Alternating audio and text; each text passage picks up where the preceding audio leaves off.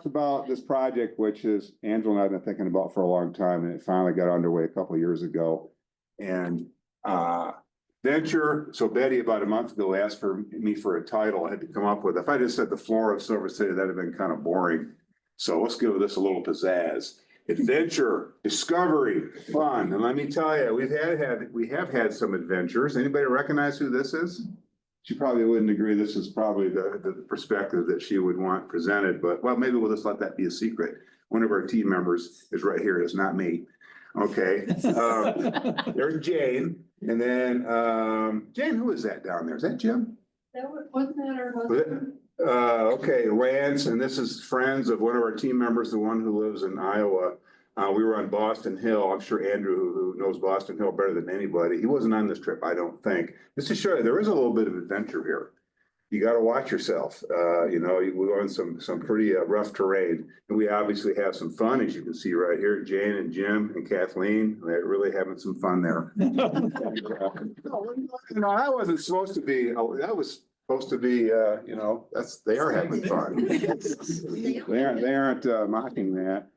These are all the people who've been regular participants in this project. And yesterday or the other day, we met about 3 times as we're polishing this presentation. Kathleen or somebody asked me, or do we have, or maybe it was Monica, do we have a picture of everybody? No.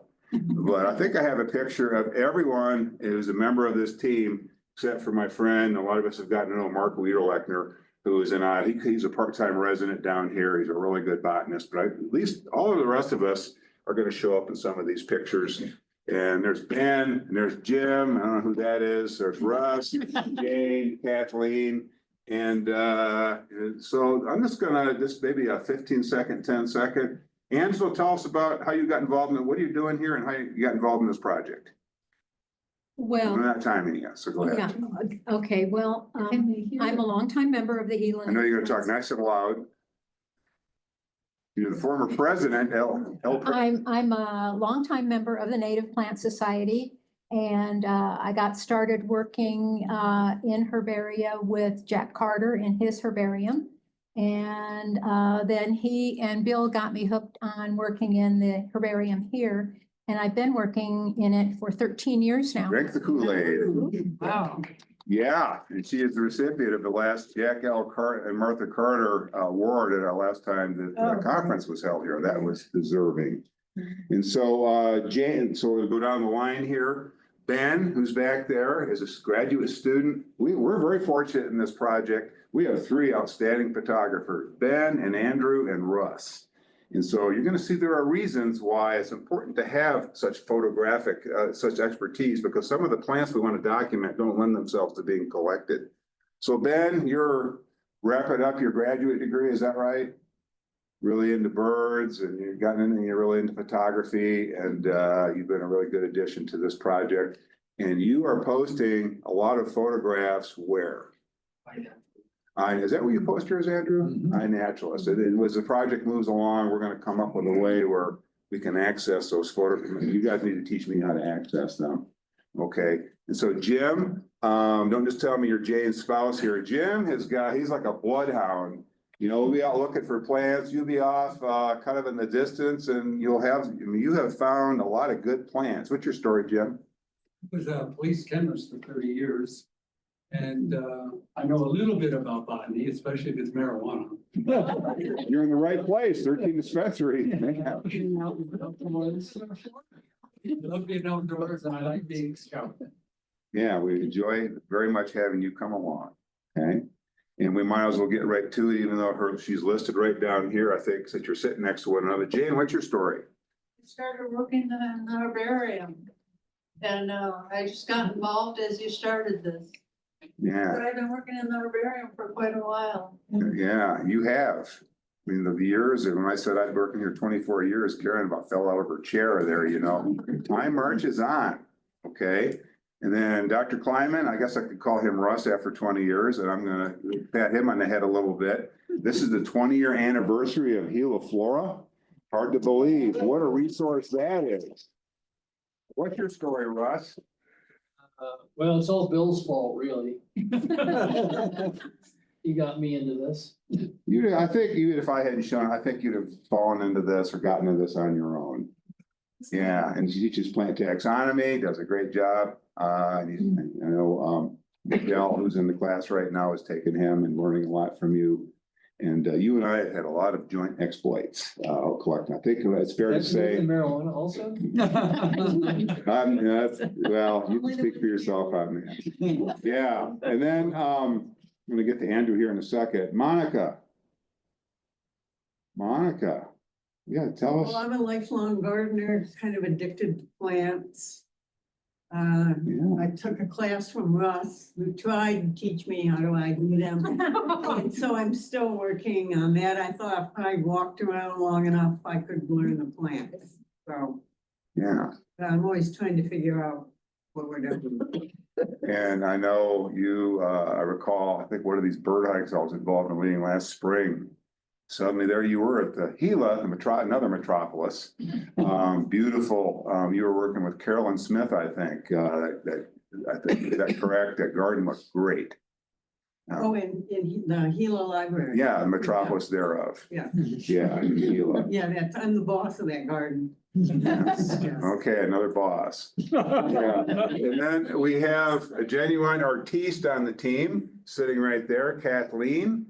I'm an artist, I can't pretend. You can? I came from Arizona, I worked at the U of A herbarium for many years, and when I got here, I just started up here mounting plant specimens, and somehow I got involved with this group.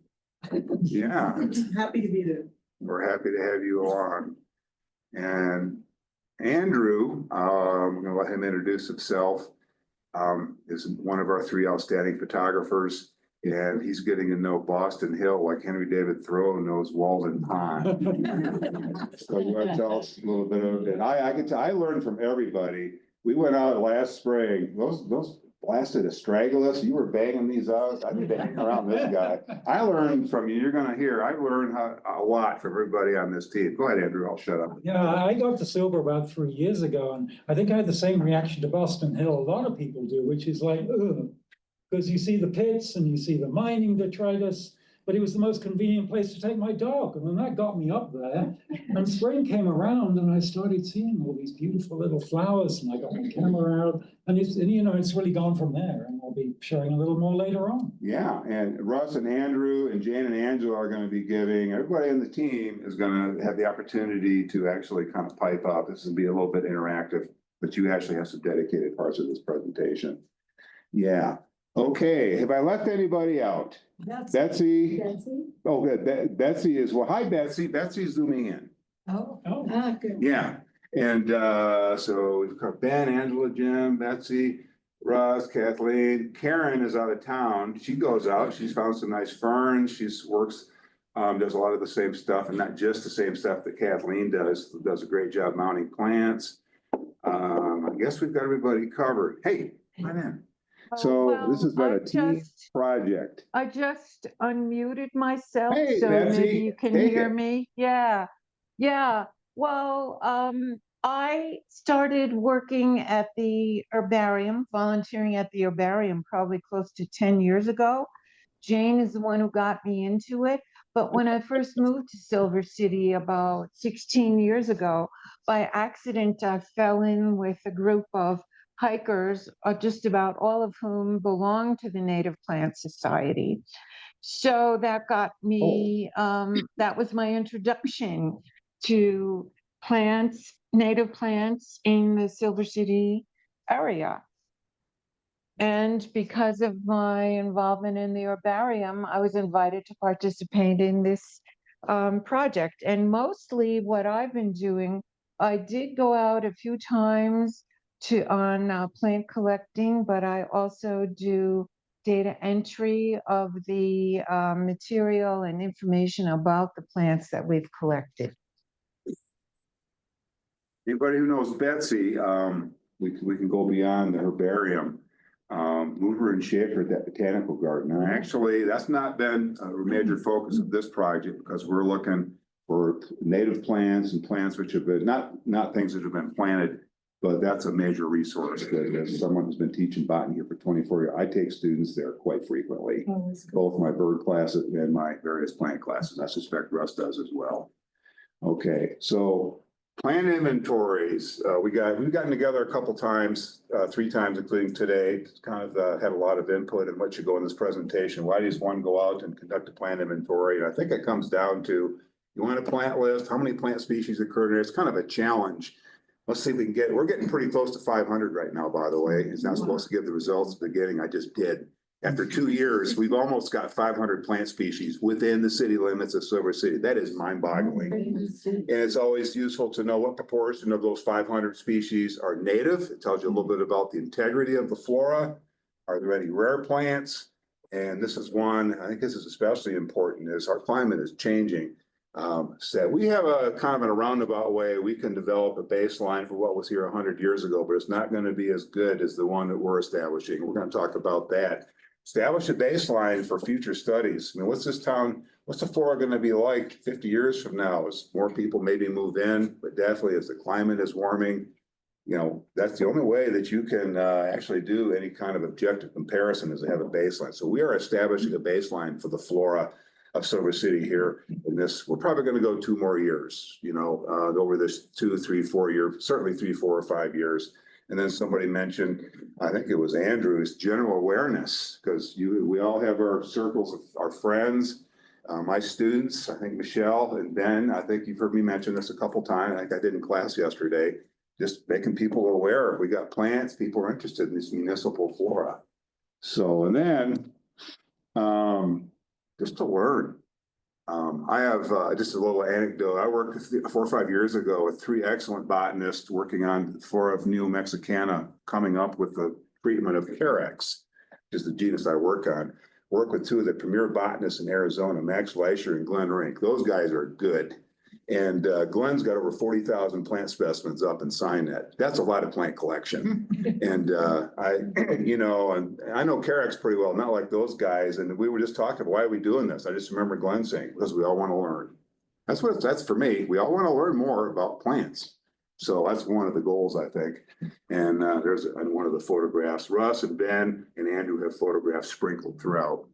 So here's a big question. Here we are in the midst of this 3.3 million acre national forest. Here it is. And I was asked when we met Monday to change this from 10 square miles to put it on comparable units. I mean, do the math here. I mean, why in the world would we want to focus our attention on a municipality when we got all this? So I'm going to throw that out there to the team here. Why did we decide to do this? Well, Because it's there. we all have a life. We got jobs and we don't have a lot of time to devote to this. Yeah. To 3.3 million. Yeah, that's a lot of it. Yeah, I don't have a vehicle to go up there on Bursum Road, you know, if we were to take that chunk. I mean, that's just monumental. This is doable. Yeah, so, and as somebody said, no, I think maybe it was you, Jim, nobody's done it. Yeah, nobody has at least a published flora of a municipal area ever that I have found in the Western United States. This is going to be the first. And so just, again, some of you, well, I'll get on my search engine, I'll find some more. These are the ones I'm aware of in the United States. This is the one my friend Mark, who's one of the team members, we were involved. We did this in the 90s. Chicago, they do things big time in Chicago. This is before Chicago, big time. Yeah. New York City, not surprising. Indianapolis, they had recently retired curator Rebecca Dolan. There's a whole bunch of stuff.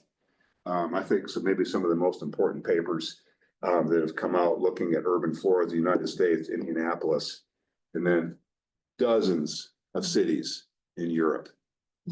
South Africa, I found a couple. Brazil, Argentina, one in India, China, okay, dozens. And I didn't want Czech Republic, less than 5 that I've been able to track down. I've been doing work on this type of research for 30 years, and maybe I'll stumble on some more. But okay, here's a question for you, a quiz. Since we're talking about comparing current floras with past floras, I don't have any animation in here. I had to look this up. When was Silver City founded? 17. Come on, let's come out with it. 73. Oh, she's cheating because, Betsy told me. up. okay, so we looked on the ultimate source of information, Wikipedia. I'm being facetious, 1870, and Mark, one of the team members, he looked at, I guess, early 1870s is how old this town is. It's been around a while. So, there is a portal that houses millions of data and frequently images of plant specimens and herbaria. And we've played around with this. And how many plant specimens have been collected which have Silver City on the label? 9,006. 4 digits. 9,006, over 9,000 plant specimens have been collected. Not all of them have been right in Silver City. Some of them predate that 1870 date, but a lot of them will say near Silver City. What does that mean? Well, we'll never know really. That's a heck of a lot of plant specimens. Yeah, so, what was the intrigue there? So this is what you can get on SciNet frequently, you could pull up images of some of these specimens. And about the oldest specimen I could find, 1871, by a very prominent botanist of the time, Charles Wright. Some of you all have taken dendrology. Remember Gary Wrightii, named after him. Yeah, and this is a grass that Silver City, I don't think even appears on here, but this was a specimen used when this species was described to science. That's how we know that this was collected in Silver City. 1851, that's about 20 years prior to Silver City even been formed. That's before Billy the Kid. How are people getting down here? I don't have the answer to that. Does anybody know? I guess horse and buggy or, those were some tough people who were collecting plants, basically in those times. Or with the army, What's that? or with the army, maybe. Yeah, there you go. Like Thomas Emery, who a lot of plants are named after Emery. He accompanied a lot of that's probably so, Betty. Yeah. And then I got about 4 of these images. Another very famous botanist of the 19th century, Green. There are hundreds of specimens that say near Silver City, near Silver City, near Silver City that he collected.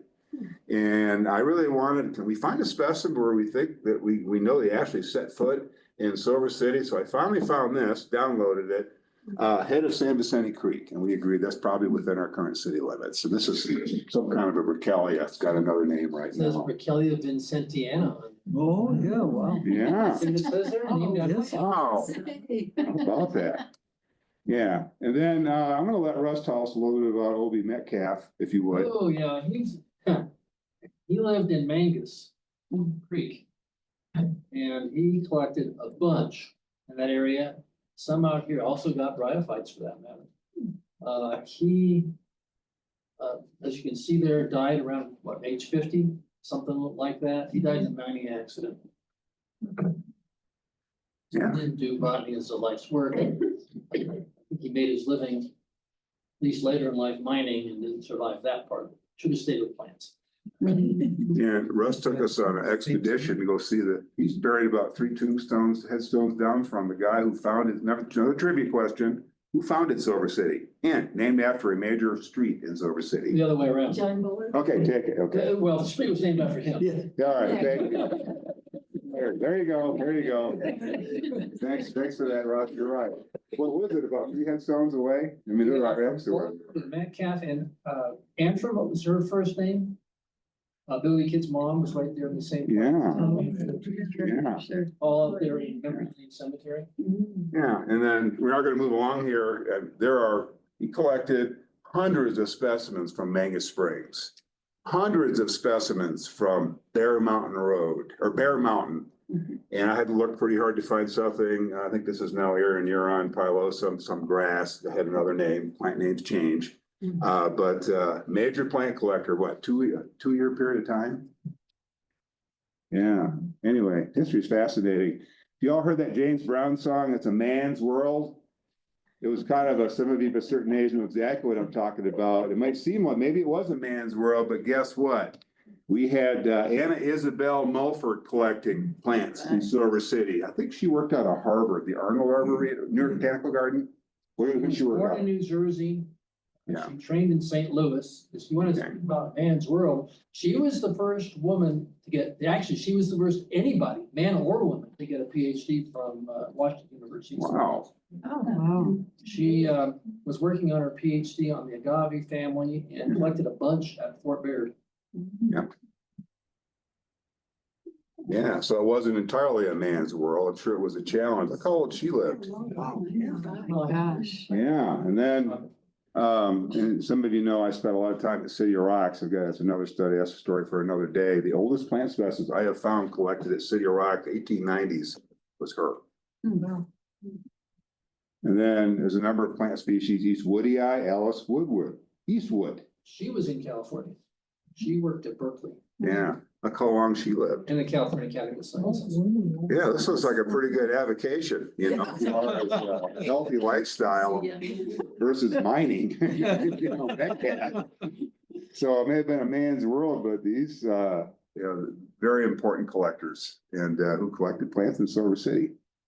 Okay, so, our current study again, 2022, through the present, this is one of Russ's slides here. If you can identify another subset of our team, Monica and Kathleen and Jane.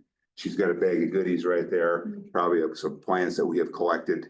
And we have our roles, you know, I have the digger, the pry bar, and Jane she will carry it, and Angela will write down, takes care of recording field notes, and Russ is our general plant identifier and helps us find stuff. And we all kind of contribute in all these various roles when we're out doing this. So we're going to talk a little bit about what it's like doing field work for this study.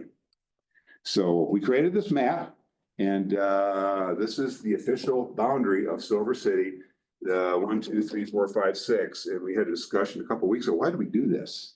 These numbers do not correspond, you know, where Andrew works, Boston Hill. They don't correspond to natural areas. It's just, we divided it up into 6 more or less sort of comparable sized areas. Why did we do that? I have an answer. Well, I think one answer would be so that when we compile information about what we collected, we can see where it was and compare.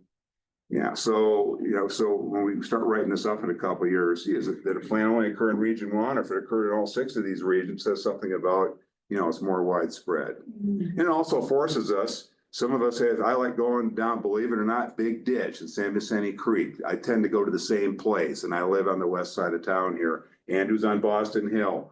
Well, all of us have areas. Jane and Jim like to go over to another, right off of Cooper Street. We're going to talk about that, the senior center. Not that you guys are seniors, but it has to be convenient. There's a trail. I'm the only person that can go. I have my Medicare card in my wallet. You guys have to trespass. Okay, so, but anyway, this forces us to basically visit all regions of the town. Yeah.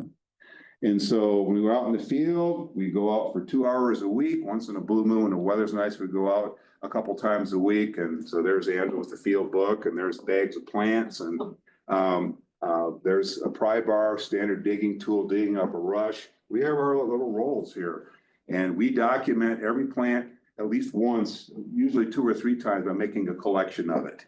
Because if you don't have a plant specimen, 50 years down the road, it says in the published paper that Hilaria mutica occurs, you don't have a specimen, well, you know, maybe Norris was off on that day, misidentified. The only way you can know for sure if a plant has occurred in a particular area after a period of time, you can look at the published report, you gotta have a specimen. You just can't get around it, okay? And then these are a bunch of pictures that Ben took. There are some things, they just don't lend themselves to being collected, obviously. Well, I mean, I tell you, Dr. Zimmerman, for whom our herbarium is named, his son, who's a very prominent botanist of the Southwest, he was a master, he's still with us, he is a master at making specimens of cacti, but we're not going to do that. Photo documentation is just as appropriate as having the specimen, and then some of Ben's photos and some of Andrew and Russ's photos are going to get printed out and mounted on herbarium sheets with appropriate labels, just like the real plant. You can't get DNA off of this, of course, but so there we have, what'd you call that at Escobar these days? Is that where it is? As our cactus expert, not Coryphantha anymore? What are the taxonomists saying now about this? Yes, that's good. Okay, thank you. Yeah, so we got lots of pictures here of things which we're just not gonna try to make a specimen of, okay? What do we include when we do our field work? Obviously, things which are native, these are some of Andrew's pictures, things which are however they got here, you know, based on somebody's boots or off of a car, if they're obviously naturalized. What's this, mugwort? Is that the common name? No, of it? Senecio vulgaris. Is there, what's the common name for that? Oh, So I guess we don't worry about it. Common ragwort. Okay, yeah, no question. This, you know, some people don't like, you know, paying a lot of attention to non-native plants. And guess what? They're here. They're part of our flora. So we include them. But then we have some challenges. What about this? This chast plant, I think some people call it, Vitex. Chase plant. And I saw it referred to as Texas lilac. Common names can be whatever you want. We have this planted right outside our Harlan Hall, probably about 20 feet, right across the other side of the wall from Russ. I would never have expected to find this in any kind of non-planted situation, but by goodness, about a month ago, I was walking down San Vicente, big ditch. What did I see growing on the wall? Right there. Nobody planted this there. So this thing is naturalized. Okay, so that's going to be on our list. But then we have this. Some of you have been here around a long time. You remember the old curious kumquat, the big old elm tree, just that was festooned with English ivy. This is an Ivy League school. Yes, it is. Harvard on the hill, baby. Yeah. And then Andrew sent me this picture and we had a discussion. Ivy's all over town here, but have we actually seen this escape from where it's been planted? And the consensus was nobody, even this, I think people said somebody probably planted this here. And if you could give us an example of where this has escaped, I'd like to know, we would like to know about it. But none of us, all of the 12 of us who discussed this could come up with an example of that being naturalized. So that is not going to be on our official list. When we get around to writing this up, it'll be in appendix, things which are common, but they just haven't. But to be naturalized means it's escape from the point of origin and showing some signs of reproduction. So English ivy is not going to be on our official list. Anybody ever seen English ivy escape somewhere? I think that one would count as, Bill. You got It's that on in Boston Hill? Yeah. Yeah, so he's got the documentation. Wow. Yeah, I found a rosemary by getting my coffee at Javelina's yesterday. Here's the raised, you know, the water tank there. There's the plant right in the sidewalk crack, a little bit of rosemary, but there was no flowers in it, so that doesn't count. So, yeah, we'll be discussing this. Okay, so we go out, basically a lot of conducting a plan is just getting out on the landscape, and that's maybe the most fun part of this. It's certainly one of the most fun parts of this. And we press the plants. That's what a plant press looks like for those of you who don't have that experience. And then we have up in the front of the herbarium, Michelle and Ben have seen this and all the team have seen this. Here we have 2 boxes of plants waiting for identification and waiting for identification. This is what they look like when they come out of the plant press. And those of us who have some experience keying plants out, these have been identified and they will get labels and then go through this long assembly line of getting processed. Okay, this is what we have in the front of the herbarium. And so we have our team. It's not just about collecting plants. That's Karen with us tonight. It looks like she's having a grand time mounting plants.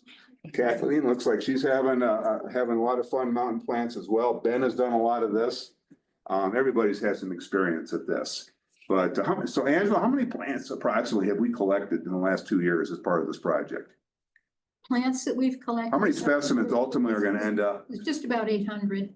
Yeah, so it basically is a significant contribution to our collection. And then we already alluded to that big, go ahead. And we're not done. Oh, we certainly are not. And that point's going to be coming. That's Betsy right there. And she does a lot of the data entry, which is as does Angela. And that's the slide that's coming up here. And there's Jane, some of our data get entered. Is this the Moss book here, Jane? What is it? It's a written record of everything that's in the herbarium. Yeah, all 34,000 plus specimens. That's a lot of transcription. So we just have a great team up in the herbarium, and all these specimens we collect have to be processed. Every specimen in the Daly Zimmerman herbarium, you could be across the other side of the globe, you could pull up the label information on this program SciNet. Of course, if it's a protected species, we're going to be a little coy about providing that information. But that's a real valuable thing to have. Then the specimens, they get mounted, the data get entered, they get filed away. And so that if we need to go and kind of refer to them later on, gee, we just collected this. Is it really what this is? We use this as reference specimens, students in plant taxonomy, pull these specimens out. Russ trains them how to do that so they can check if their IDs are correct. This is just there's as much time or more time spent with these specimens in the herbarium as there is out in the field. I think it's fair to say. And then Angela has taken on another monumental task, which is really important. We've all learned this technology, Google Sheet. She has put together this Google Sheet so we can keep track of what we've collected. And or if it's been something collected historically and we haven't found it, something to put on our target list. And so that's been a valuable thing you've put a lot of time into the last couple of months. So it looks like you're having fun doing it too. Yeah. So now that's the process, the goals, the process. And so we're going to now, we spent 2 years exploring the wilderness of Silver City, New Mexico. We're going to have a little tag team approach here. Some of the areas that have been especially interesting, they're all interesting. Some of them have presented some unique, I think, little stories here. And so, of course, we haven't spent a lot of time doing plant inventory here, but I just want to emphasize this is the Native Plant Society. This is, one of your real accomplishments. I'm a member of the society, though I haven't had much to do with this. This is just a real showcase. When people come to town who are into botany, I send them right down here. I bring the COVID year where students often couldn't come out on field trips, but had to go out and do a plant, take pictures. Go down to the botanical garden. You got a lot of these plants that are labeled that save the academic success of a lot of students taking dendrology fall of 2020. So that's just a real great resource. But so one of the marquee areas of this project, and Andrew's going to talk about it a little bit, is Boston Hill. So come on up here, Andrew. Thank you. Thank you, Bill. The history and the plants and. Everyone know where Boston Hill is, right? Oh, okay. Who's been on Boston Hill this month? Walking, photographing, collecting? Phew, okay. It's not at its best right now for the wildflowers, right? We're gonna have to wait until the spring and hope we get a bit of rain for it. So founded early 1870, and this was being mined from the 1870s right through to the 1970s. Yeah. And then it lay fallow for a while. I believe there was some grazing on there, but it must have been an unsatisfactory place for grazing, partly because of the astragalus, right? A ton of astragalus species, a lot of them very, very toxic to livestock, common name local weed. So it was left pretty much alone until the city took an interest in it as an amenity and started buying it up and did, well, some remedial work to make it usable, yeah, as an amenity for the city. Again, our usual view from the city, right? Those huge pits and all the piles that accompany it. So this view is a little different, it's a little softer, and this is the south side. And these variations, the topological variations, are really important in terms of the flora of Boston Hill. Just quickly, we talked about Silver City now, the area that we've defined, about 10 square miles. The area of Boston Hill that falls within Silver City, because not all of it does, there's a little edge down the western side which isn't, is about 500 acres. So that's what, about 3/4 of a square mile. So Boston Hill is a little less than 10% of the area of Silver City. In the 3 years I've been here, I have photographed 290 different plant species on Boston Hill. And there's a ton, or not a ton, but there's a lot that I've missed that I'm no good because they're grasses which I don't know how to identify, basically. And I'm sure there's others that I've missed just because I've not been in the right place at the right time. And of those 290 species, less than 20 are non-natives, which is actually about 70% for Boston Hill. And so I heard a lot early on about, oh, Boston Hill has been tampered with. It's not a good place to go for native flora. It's a fantastic place to go for native flora. Actually, if you look aside from where the pits are, it has botanical integrity in terms of what is really growing there. And I'm just going to share a few of those. I mean, those of you who've seen me talk about Boston Hill before will know I could go on for a very long time, but I'm going to keep it short and sweet and just share a few beauties. Well, that's got a bit washed out a bit. Well, that's a shame. Penstemon superbus, a superb penstemon. There's one significant patch on Boston Hill, fortunately in quite a discreet place, because I always worry when you get really showy plants like this. And this one grows easily 3 foot tall.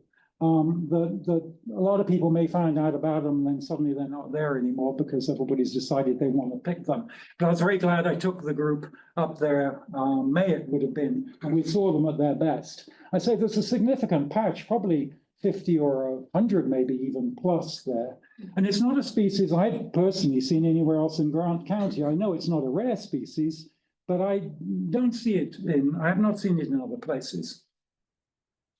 Now, this one we have to thank Professor Norris for, because again, out with the group early last year, and I hadn't seen this one before, and Bill was poking around.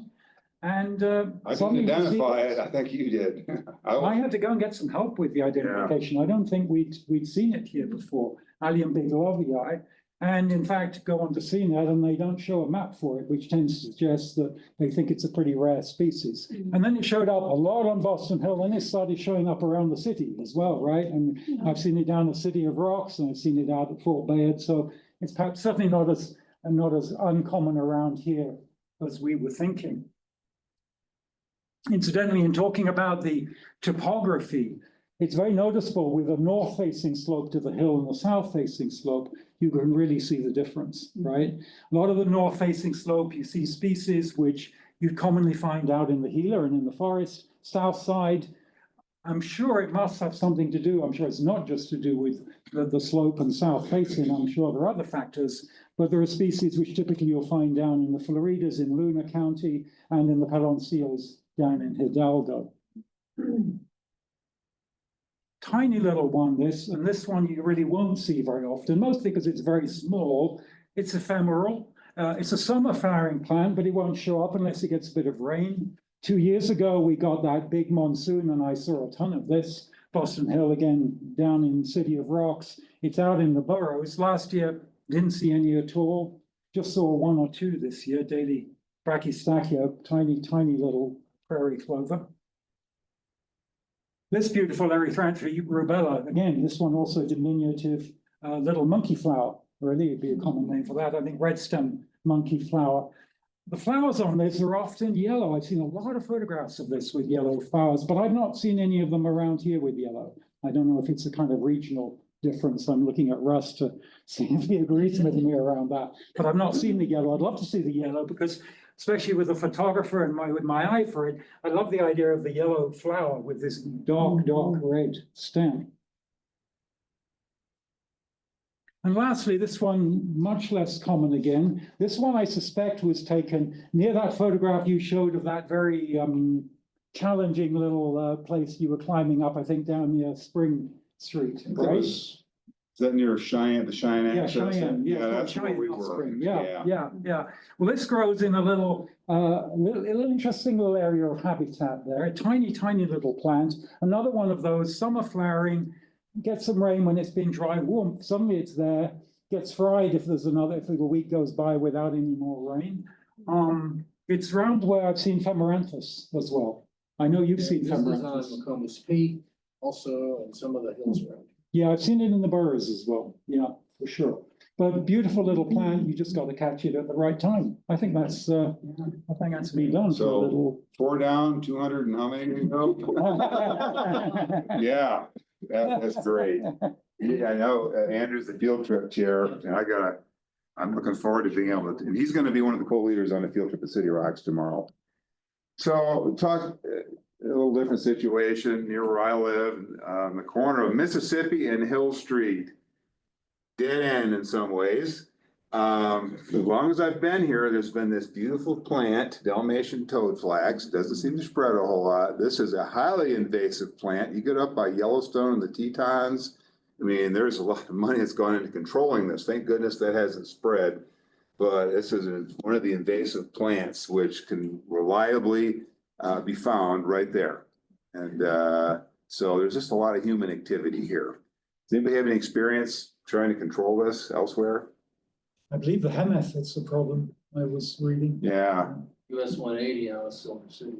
Yeah, right at the bypass road there. Yeah. And then right near that intersection, there's an old foundation.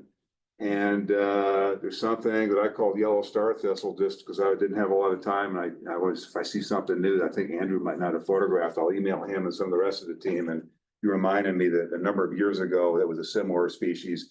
I went and value of herbarium specimens. There it was. I'd collected it about 10 years ago. Okay, that's why we have herbarium specimens. It's not yellow star thistle, but around this foundation here, you can see it. Okay, and these are some of Russ's pictures. I think this is a pretty plant, nothing I want to walk through with a pair of sandals, that's for sure. Okay, and just a little story to be told here. When we were there in the spring, we were out and we saw a member of the community wrapped in a blanket. She spent the night under the tree. It's probably her chair. When you're doing this type of field work, you're going to run into that part of our community. And I remember having a little conversation with her for, how you doing, ma'am? We went about our business and went on our way. And they're part of our community. But when you're going off kind of the beaten path, which this is, you just have to be aware that you might run into some people that you might not have expected to run into. And I would say 95% of the people in that part of our community, fine, hi, how you doing? This kind of go on your way. There's the 5% you kind of got to be a little careful of. Russ made the point where we're discussing how am I going to present this tactfully in this presentation. I mean, that's the reality. Big ditch is the same thing, okay? And Russ mentioned there are other hazards. Andrew just alluded to, you're walking, how often have you stepped into a mine hole? Does that happen to very often? Not quite. Yeah, okay, there's that. What are some other hazards, Russ? So when you walk Boston Hill, are you watching out for rattlesnakes? Yeah, Rattlesnakes. yeah. So you got to be kind of have your wits about you, and I like to go out with other people. Or lightning in the summer for that matter. Yeah, yeah. So anyway, I just took this picture yesterday and San Vicente Creek, one of my favorite places, and I occasionally will drop down right behind the co-op. There's a place you can get right down in the creek, and this is like going to to a flea market. You never know what you're gonna find here. I'm not talking people, I'm talking plants. That's where I found that, how'd you pronounce that? Chas plant? Chase plant. Okay, like, what's this doing here? Yeah, we had, I could go on and on. I haven't found 200 and some plants like Andrew has in Boston Hill, but I've quite a few interesting botanical stories involving the flora of of Big Ditch, which was the, I think, correct me if I'm wrong, this is the old Main Street until it flooded. And so here we have the Big Ditch, and it goes on to San Vicente Creek. And I like to bring students down here. There's lots and lots of plants. I'm sure Russ does. I suspect because you've got monkey flower and you got watercress and you got this speedwell, and you mentioned that pea. Turns out a lot of the stuff you see down there in San Vicente Creek Big Ditch are non-native. Yeah, the only native plant here is that monkey flower. These are the things that I just mentioned.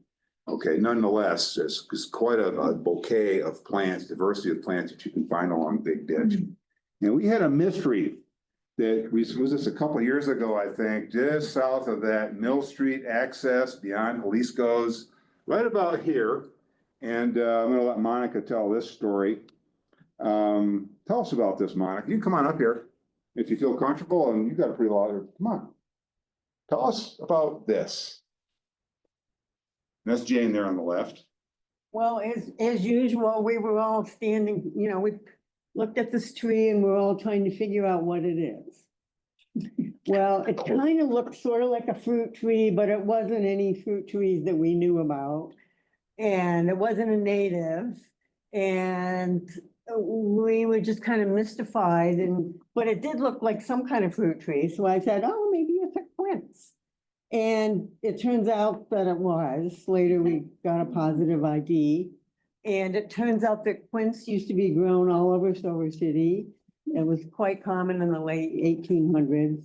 And I've been told that there are also still a number along the Big Ditch. Really? Right. So that's your assignment, Bill. Okay, I need some more work. We want to report on how many trees you quince you find. Yeah. There.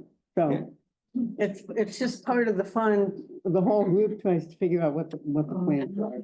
And of course, it's all tentative until Bill and Ross actually key out. No, yeah, and a lot of plants. This, I keep mentioning our friend Mark Wiederlechner, who may or may not be watching or recording this later. He is a recent retired horticulturalist.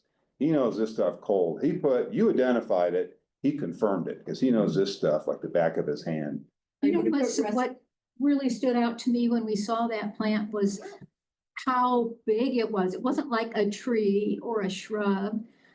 That's just a small portion of it there. It was around, it was probably the width of this desk and high, probably 20 feet high, would you say?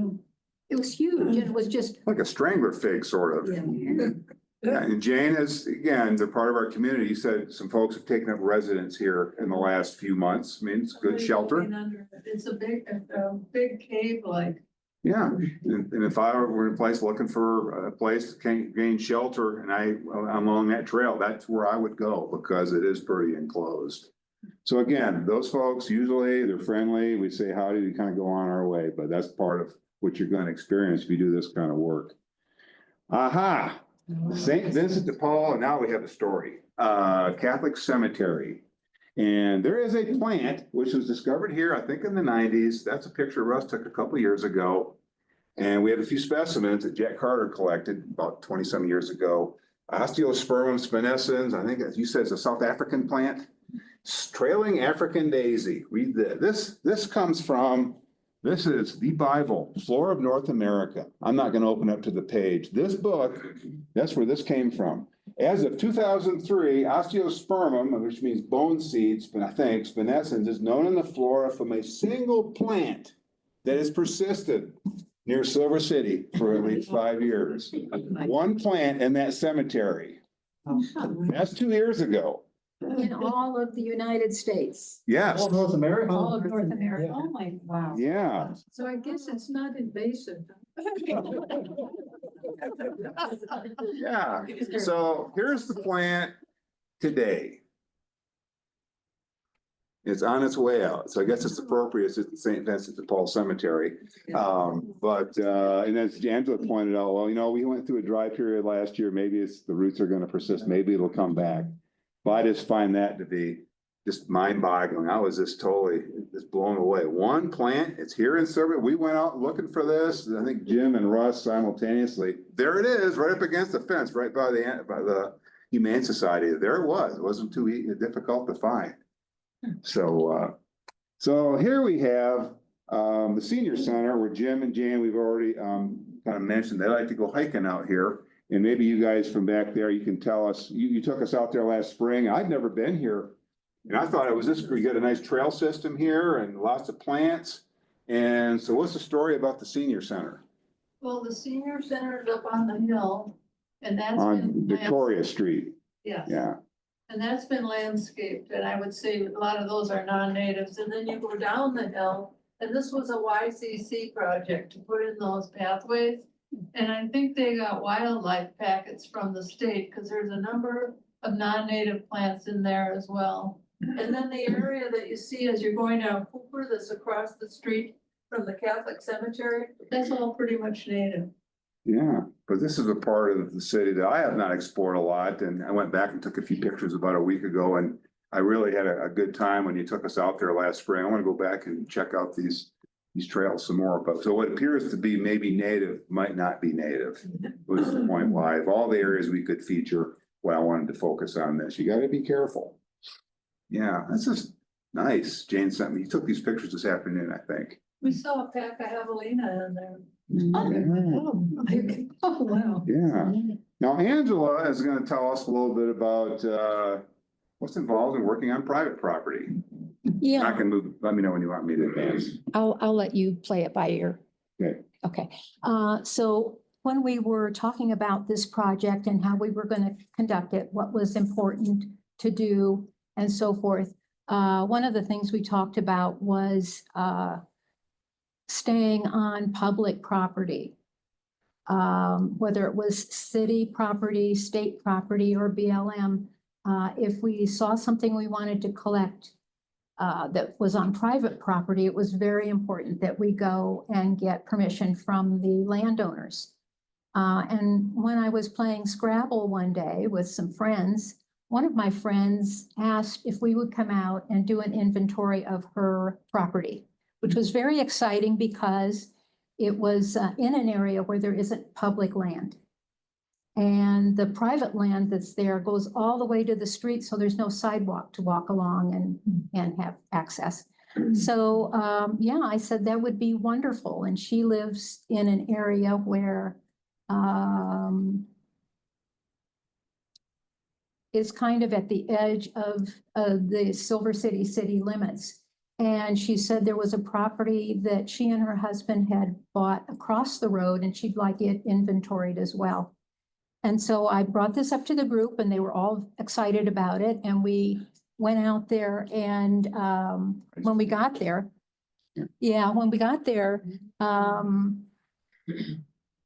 we found out that the property across the road, the extra property that they had was outside the city limits.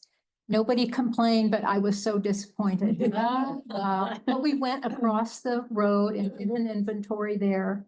And the homeowners followed us around and asked lots of questions and took lots of photographs. And as we finished up that part of their property and started heading back, the homeowners pointed to a plant and they said, "What is this grass? We see it coming up all over here." And I said, "I don't think that's a grass. I think that's a Calochortus ambiguus. And the common name for that is Doubting Mariposa lily." And so they said they'd never seen that before and they were going to keep an eye out for it. We're real excited to have that to look forward to. So we came back across the road and most of the group was across their front yard. I think it was about halfway across and Bill was right on the edge of the front yard. And I heard him say, "Wait a minute, what is What that?" the blankety blank is this? Fill in the blank. And so I turned around and went back towards Bill and he was kind of on his knees parting the grass. I think the grass was about 4 inches tall. This plant was about 2 inches tall, I think, maybe a little less. We figured out that it was Asclepias uncealis, which is a plant that is on the New Mexico rare plant list. You can find that online if you like. That's you could do documenting it. And Bill said, "We're not going to be harvesting this. We need to leave it there because it's a rare plant." So we asked Andrew if he would come out and photograph it for us. And Nan put a marker so that we wouldn't lose where it was at. And Andrew came out a couple days later with us and we went to the marker. Nothing there. Oh, not a sign of it. But we looked around in the yard and there were several more that had come up in the meantime and were flowering. So there's Andrew taking a photo and one of the homeowners holding shade for him so he can get a good picture. And so going back to our outing now. After we had looked at this, we went into the backyard and looked around for plants. Did you want to show that? No, let's just keep going with this. Okay, and looked around for plants and we found, I suppose, 8 or 10 plants that we wanted to collect, but it wasn't exciting, nothing really interesting. We got back to the far corner and I think everybody all at once stopped and was just standing and staring at this plant because it looked kind of like an onion, but we could see it wasn't an onion. And what was it? Well, it turned out to be Asphodelus fistulosus, which is You identified, I didn't have a clue what this was. well, it's a Mediterranean plant and it has come in through California and replaced a lot of good forage plants. It's a forage plant, but of very poor forage value.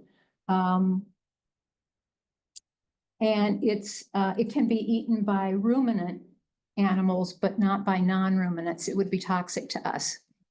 It's come into New Mexico and it's come into Texas, but it's not doing so well in New Mexico and Texas. It's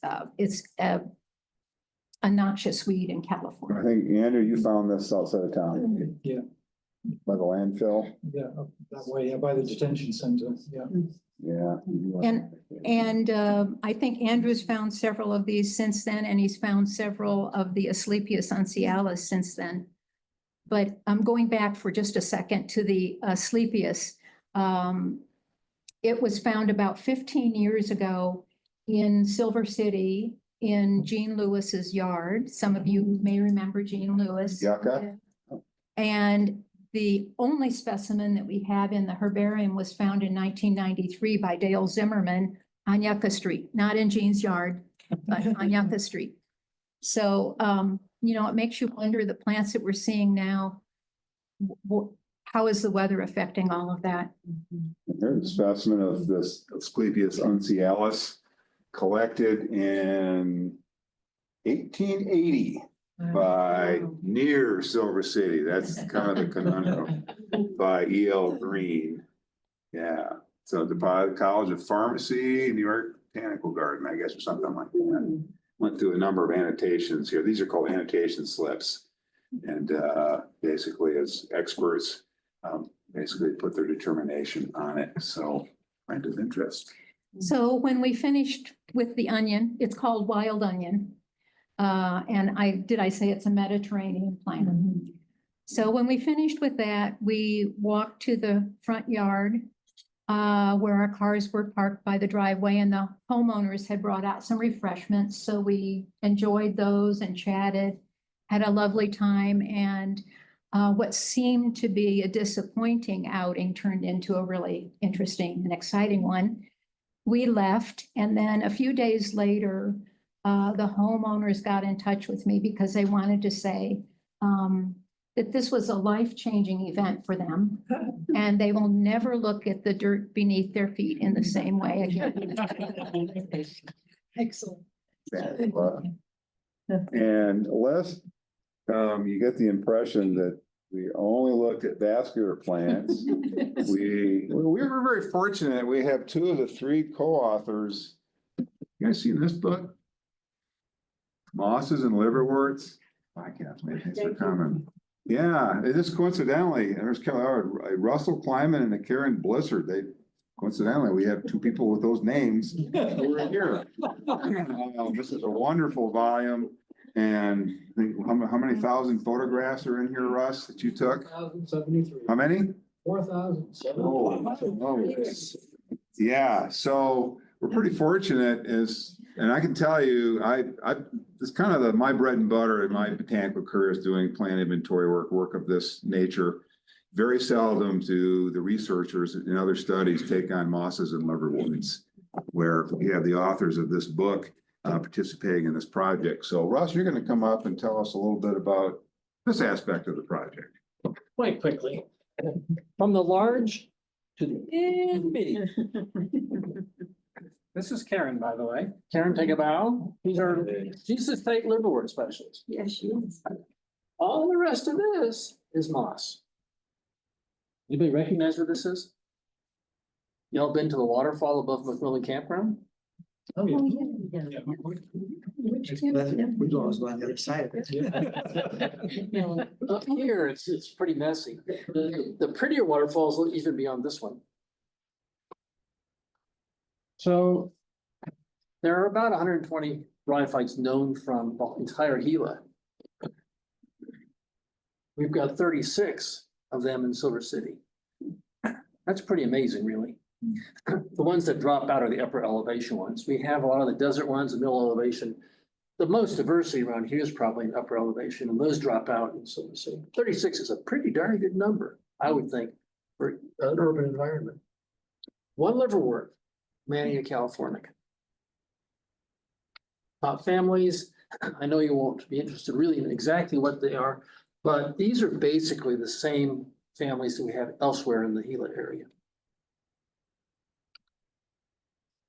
Just for some examples, the fun part of them, if you're a moss or a liverwort and you need water to reproduce sexually anyway, how often do you get that chance, especially this year? Not very often. So it'd be awfully nice if you had a way of reproducing without having to go through that messy stuff we call sex. That's what these are. These are asexual propagules, right? So these are basically produced without having to go through sex.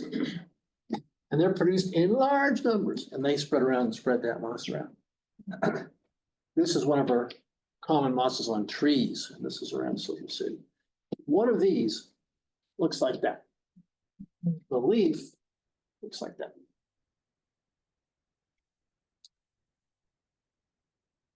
Same family. This is the biggest family in the Gilas. It's also the biggest family in Silver City. Look at these great big old long hairs on it. This was actually a new county record for us here in Silver City and Grant County. Here's a leaf, and if you cross section that, there's that octopus we had in the announcement the other day. There's all these extra little plates of tissue. It looks like they're filaments here, but actually, you can see one there. They're actually plates in the cross section. They look like a filament. But that's just increasing the photosynthetic area of the plant. This is a very common family more elsewhere, but also common in the Gila. It also has its asexual way of reproducing. It produces itty bitty little asexual reproductive structures on what's underground, the underground parts. So if you look underneath the ground, this plant, you'll see a whole bunch of these little guys. Now, you can't read the size of that. I don't know if I can even read it on here. But this thing is probably, I'm guessing, 1/10 of a millimeter across or something like that. Not very big. That's what the leaves look like. Very common plant. See this on rocks, almost always restricted to either creeks or on waterfalls coming down to creeks. The leaf looks like. Now we're into a sexual reproductive structure, right? Here the spores come out of it.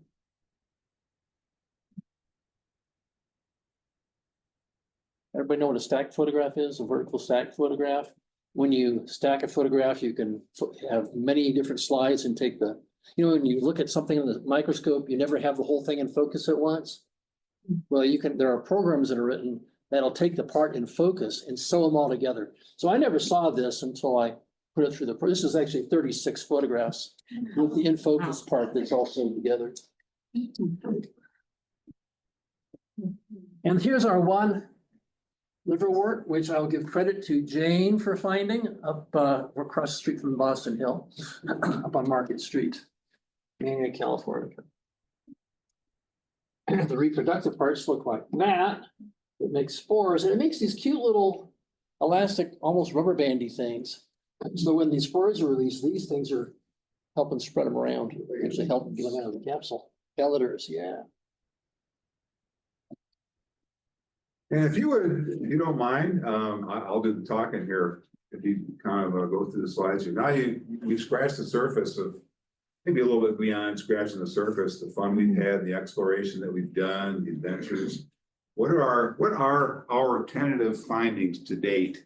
We have found, Angela compiled this, 484 all species of plants, native, non-native, almost 500. I guarantee you, when Russ and I get through that box upstairs of things that need to be identified, we're going to cross the 500 plant water mark there.